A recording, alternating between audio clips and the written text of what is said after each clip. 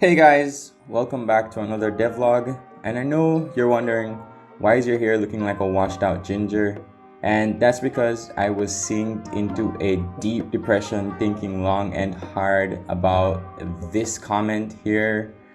Bro is stuck in 2001.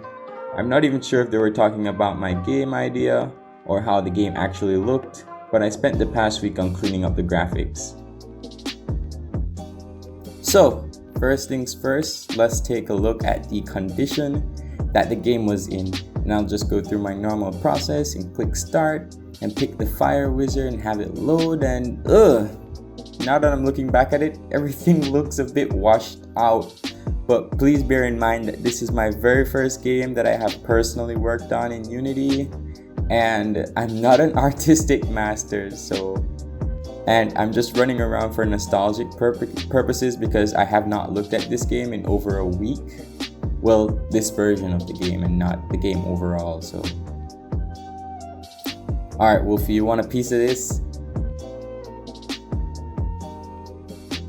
We just have to defeat the wolf one time before anything. Okay, cool. Alright, so now here's the agenda of what needs some work. Let's just go through the list here. First of all, the sky is looking pretty good, but I was thinking about making the scene a bit darker to hide my insecurities. These mountains are looking a bit jagged, and the whole forest just looks a bit scanty with the amount of trees. And the next thing is the UI with all the curly font that I rushed just to get a testable prototype. And finally, just the whole game needs a facelift and a completely new shader pack with filters and post-processing. And speaking of prototype that I rushed, I also got back some really valuable feedback.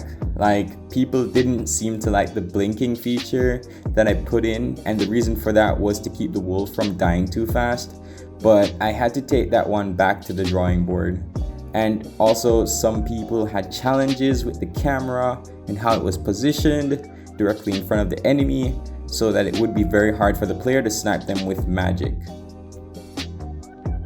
Okay, so this is just me testing out the camera and how it's a bit hard to use. Well, I mean, I personally can do it because I'm the developer, but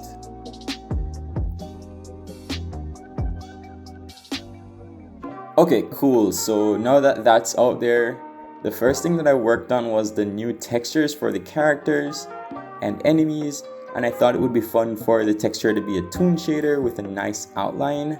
You can see basically the texture on the fire wizard there because he has the new shader, and the ice and chaos there they are using the old shader, so you can actually see a side-by-side comparison. And at this point of time, I bust out my sick artistic talents to design that time oracle that we spoke about last video and gave him a few animations.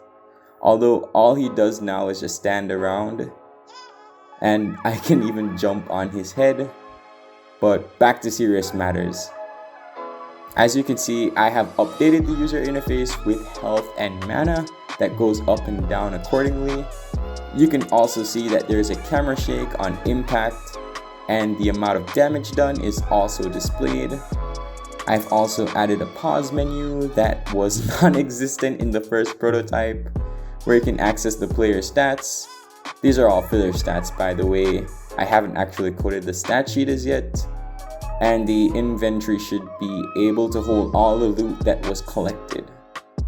Okay, so let's try to defeat these wolves so we can get some XP and level up. Oh yeah, and this is also me displaying that I've somewhat fixed the camera, and it's a lot easier to snipe the enemies from a distance.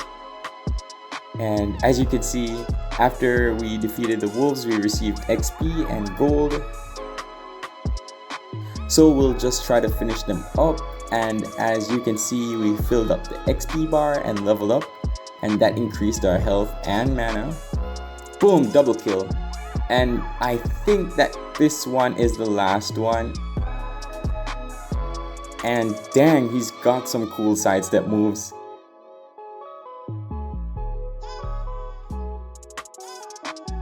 Barely made it out of that one alive. Yeah, so this is what the chests that contain the ring fragments would look like, although I can't interact with them as yet, other than completely flipping it.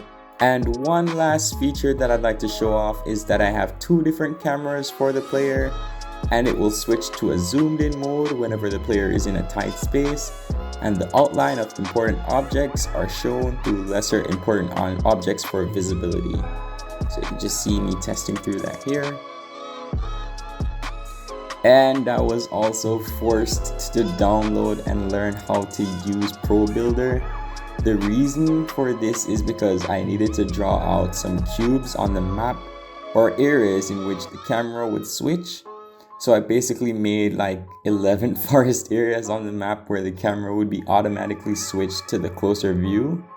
Coupled that with my veteran level coding skills,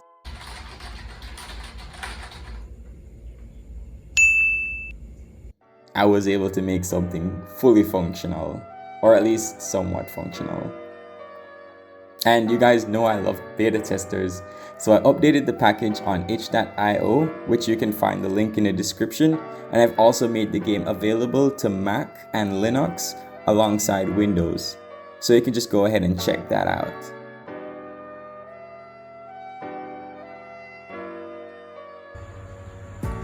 By the way, I'd just like to thank you guys for 50 subscribers. I really appreciate you guys.